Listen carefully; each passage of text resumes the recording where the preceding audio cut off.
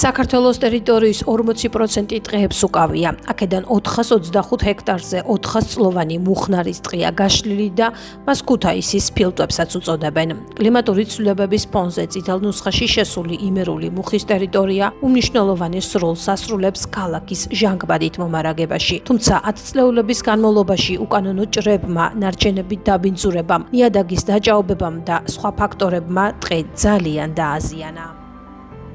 მუხნარის ტყე არის შეტანილი მომაკვდავ ბიოცენოს შორის, რომელსაც ფინალი გამოუტანეს ასეთი, რომ ეს ტყე გაქრება, აღარ იქნება. ამიტომ შეიტანეს მომაკვდავ კორომში, რომელიც დროთა განმავლობაში უკვე მცირდება. ტყე დაავადებულია დღეს. დაავადებული არის მუხის დიდი ხარაბუზათი, ეს არის მწერი ხოჭო, რომელიც ხრავს მერქანს და ასეთი მერქანი გამოუსადეგი არია როგორც სამშენებლო მასალებისთვის, ავეჯის წარმოებისთვის, შეშათაც გამოუსადეგარია. ადრე ეს ტყეები იწამლებოდა ყოველწლიურად თვითმფრინავებით. ამ მუხის ხარაბუზას საწინააღმდეგოდ. ახლა ხდება მხოლოდ სანიტარული ჭრები. დაავადებულ ხეებს ჭრიან და აშორებენ. კი ეს მეთოდი მიღებულია, მაგრამ თუ ყველა მოვჭერით, ისე სწრაფად მისი აღდგენა არ ხდება. გარდა ამისა, დაჭაობდა ეს ადგილები. და რომ დაჭაობდა უკვე ესეც იწვევს ამ ხეების ხმობას. საერთოდ კლიმატური ცვლილებები ყველაფერზე ახდენს გავლენას და თქვენ კარგად ხედავთ უკვე როგორი ცვლილებები არის. დავკარგეთ 2 სეზონი გაზაფხული და შემოდგომა. ეს ჩვეულებრივად ციკლური პროცესია. აუცილებელი არის, რაც შეიძლება მეტი ნარგავები დავრგოთ, მეტი ჟანგბადი გამოიყოს, ოზონის შრე აღსდგეს. შენ ეზოში ყოველი ნარგავებს და გინდა ასე უნდა იყოს მთელ ქალაქში. ქალაქი ჩვენია, ქვეყანაც ჩვენია, ხო? ამიტომ ყველაფერს უნდა გაფრთხილება და მოვუყო.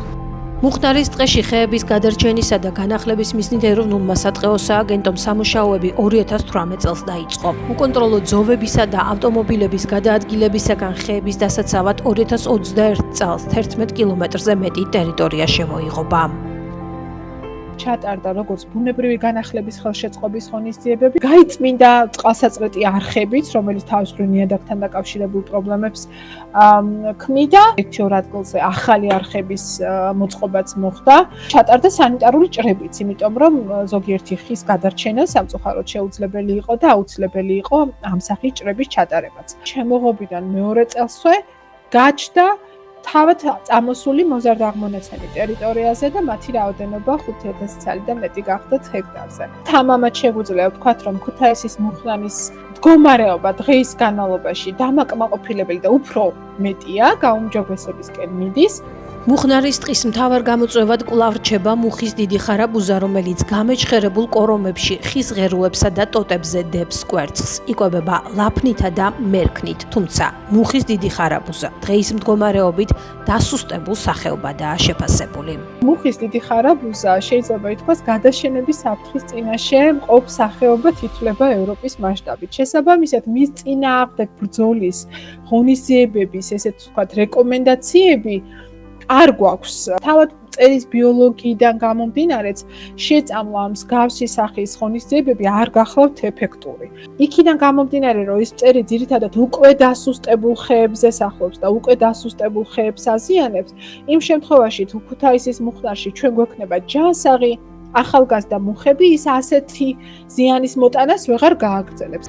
ბუნებრივი დამაზიანებლების გარდა მუხნარის ტყეპარკს, სადაც იმერული მუხის გარდა გავრცელებულია ფიჭვი, ევკალიპტი, იფანი და რცხილა, დღესაც უდიერად ექცევა ადამიანი. საყოფაცხოვრებო ნარჩენებით კვლავ ბინძურდება ტყის ტერიტორია. გაუფრთხილებლობის გამო სავალალო მდგომარეობაში აღმოჩენილი ბუნებრივი სიმდიდრის განახლებას კი წლები სჭირდება. ადრე თუ ორმაისობას ვზეიმობდით მუხნარის ტყეში, ახლა ის ღონისძიებები აღარ ვატარებთ იქ, რათა მოვარიდოთ ეს ხალხმრავლობა და ჩვენს ადამიანის ახდენს ამ თელას. ადრე ამ ტყეში მხოლოდ სოკოს შესაგროვებლად დადიოდნენ. ეხლა სამწუხაროდ იძულებული ვართ შევღობოთ, რეგულაციები გავამკაცროთ, რათა ეს არ მოხდეს. დღეს ტყე უნდა გადავარჩინოთ და ძალიან ბევრი ადგილი გვაქვს დასასვენებელი და ის ადგილები გამოვიყენოთ. ამ ტყის აღდგენას სჭირდება წლები. გეტყვით რომ აი 10-15 წლის მუხა მხოლოდ 2 მეტრისაა. წარმოგიდგენთ, ანუ რამდენი წელი ჭირდება იმისათვის, რომ ეს განვაახლოთ. ადამიანმა ბოლო ტექნოლოგიური პროგრესით და არასწორად ბუნებრივი რესურსების გამოყენებით თავის დაღი დააჩინა, რა თქმა უნდა, ბუნებას. ამიტომ დღეს ამაში გაღებული ერთი ლარი ეს უდრის ასობით ლარს მომავალში, როდესაც ამოდენად ტყეპარკზეა საუბარი, მით უმეტეს ისტორიულ ტყეპარკზე. მე ვთვლი, რომ უმნიშვნელოვანესი მიღწევა იქნება ჩვენი ხალხისთვის და თვითონ საქართველოს მოქალაქეს და ჩვენს ქუთაისელს მოუწოდებთ, რომ გამოვიდეს. არა აქვს მნიშვნელობა მისია თუ სხვისია, მოკიდოს ხელი და დაასუფთავოს ტერიტორია, მოუწოდოს თავის შვილებს, შვილიშვილებს, რომ ბუნებას უნდა მოუფრთხილდეთ.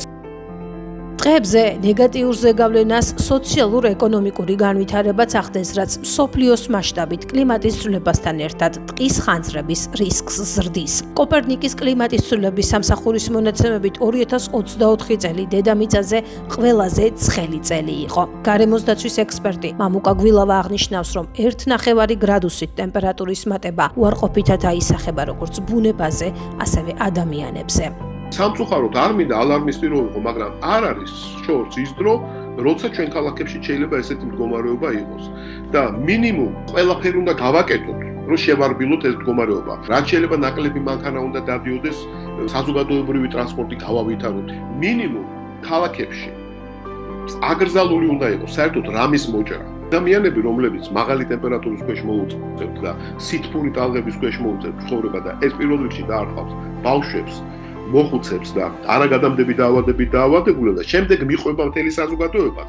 მე დავარქმევდი, რომ ერთ-ერთი გამოწვევა საქართველოში, დასავლეთ საქართველოში განსაკუთრებით ტენიანობის და ტემპერატურის კომბინაცია არის wet bulb temperature, ეგრეთ ქვია, 27 თუ 28 გრადუსია, რომელიც არის მკვლელი ტემპერატურა უკვე თუ ტენიანობასთან ერთად არის, ანუ ეფექტურად 27 გრადუსი ნიშნავს იმდენად მაღალ ტემპერატურას, რომ ადამიანი უბრალოდ ვერ უძლებს. ძალიან საგანგაშო პირობები არის. ნახშირორჟანგის კონცენტრაცია არის 420-ზე მეტი. იყო 280, გახდა 420 და იზრდება ვერ ვაჩერებთ. და აი ეს მრუდი გვაქვს მოსატეხი და უკან ჩამოსაყვანი, თუ გვინდა რომ ჩვენმა შვილებმა და შვილიშვილებმა უბრალოდ მშვიდობიან, უკვე აღარ ვამბობ ჯანსაღს, მშვიდობიან სოფლიოში რო იცხოვრო. გარემოს დაცვის ექსპერტი აღნიშნავს, რომ ნახშირორჟანგის შთანთქმის პროცესში დიდ როლს სწორედ ძველი ტყეები ასრულებს. 1000 წელი არ იშლება ის ნახშირბადი, რომელსაც ჰაერში უშვებთ. და ერთადერთი საშუალება, რომ ეს დავამაგროთ, უკან შემოვატრიალოთ, ხომ, არის ტყეები. თან ძველი ტყეები. და დაუბრუნდეთ ისევ საღოლიის ტყეებს, ხომ? ყველაზე უფრო უკეთესი აბსორბციის უნარი აქვს მრავალფეროვან ბუნებრივ ძველ ტყეს. მე მაგალითად ამ კონკრეტულ მაგალითზე შევთავაზებდი ქუთაისს, რომ მიფიქროს იმაზე, რომ თუ მოგვიწია სადღაც ხეების მოჭრა, ხო, თქვათ ან ეკოსისტემის დაკარგვა, 10 ჯერ მეტი უნდა დავუყოთ, 10 ჯერ დიდ ფართობზე უნდა აღვადგინოთ. 2024 წელს ეროვნული სატყეო სააგენტოს მონაცემებით საქართველოში ხე-ტყის უკანონო მოპოვებისა და ტრანსპორტირების 721 ფაქტი გამოვლინდა. როგორც SQS-ის მწვანე ინჟინერიის ცენტრის დამფუძნებელი ზაალ ხელაძე ამბობს, რეგიონებში მოსახლეობის 95%-ისათვის გათბობის საშუალება კვლავ შეშაა. მისივე თქმით, საქართველოს ტყეები ყოველწლიურად 1.8 კუბ მეტრით მცირდება. ამ პრობლემის გადაჭრის ერთ-ერთი გზა ტყის მოვლასთან ერთად ენერგოეფექტური ღუმელები და სოფლის მეურნეობის ნარჩენების საწვავად გამოყენებაა. ძალიან დიდი მნიშვნელობა აქვს ტყეს როგორც ოზონის ფენის და ასევე როგორც კლიმატის ცვლილების ნაწილში მიტიგაციისა და ადაპტაციის პროცესებისათვის ტყე არის ერთ-ერთი ოზონდამცავი კომპონენტი. აქედან გამომდინარე, ნებისმიერი ღონისძიება, რომელიც ტყეზე ზემოქმედებას შეამცირებს, არის მნიშვნელოვანი ჩვენთვის. საჭიროა ენერგოეფექტიანი ღუმელები, ანუ ღუმელები, რომლებიც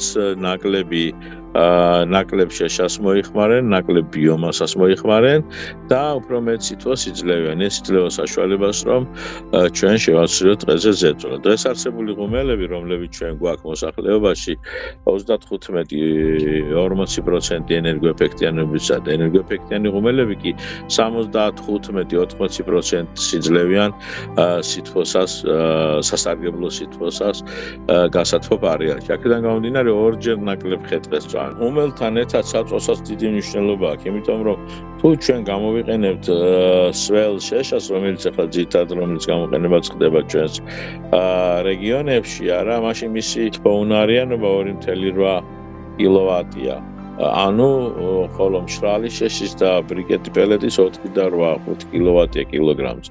ეს იმას ნიშნავს, რომ ორჯერ უფრო ეფექტური, 2.5-ჯერ უფრო ენერგოეფექტური. ძალიან დიდი მნიშვნელობა აქვს პელეტი, ბრიკეტი, ანუ ამ ბიომასის გეომეტრიული სახსოვების სწორ გამოყენებას შემდგომში შინამეურნეობებსა თუ კომერციულ სტრუქტურებში დაწესებულებებში თუ სხვაგან და სხვაგან. მნიშვნელოვანია აგრეთვე წარმოებაში გამოყენებული იყოს სასოფლო-სამეურნეო ნარჩენები, მაგალითად ისეთი როგორც არის თბილის ნაჭუჭები, ისეთი როგორც არის ანასხლავი, ვენახი იქნება თუ ეხლა კონვენციონალური ბაღები გვაქვს, კონვენციონალური ბაღები და ანასხლავი, აქედან გამომდინარე ყოველგვარი ასეთი ტიპის საწვავის გამოყენება ნიშნულოვნად ამცირებს დღეზე ზეწოლას. მწვანე კლიმატის ფონდის პროექტი, რომელიც ითვალისწინებს ენერგოეფექტიანი ღუმელების განვითარებას, წარმოებასა და მოსახლეობაში მის, ასე ვთქვათ, პოპულარიზაციას, ამ მიმართულებით წავიდა და ასუბსიდირებს ასეთი ტიპის ღუმელებს. გავუფრთხილდეთ წელს, მოვიხმაროთ უფრო მეტი ადგილობრივი რესურსები, არაქსელური რესურსები, განახლებადი რესურსებზე გავაკეთოთ სწორება და ლოზუნგი დღეს შეუნახეს შვილებს ამ შემთხვევაში იქნება გამართლებული.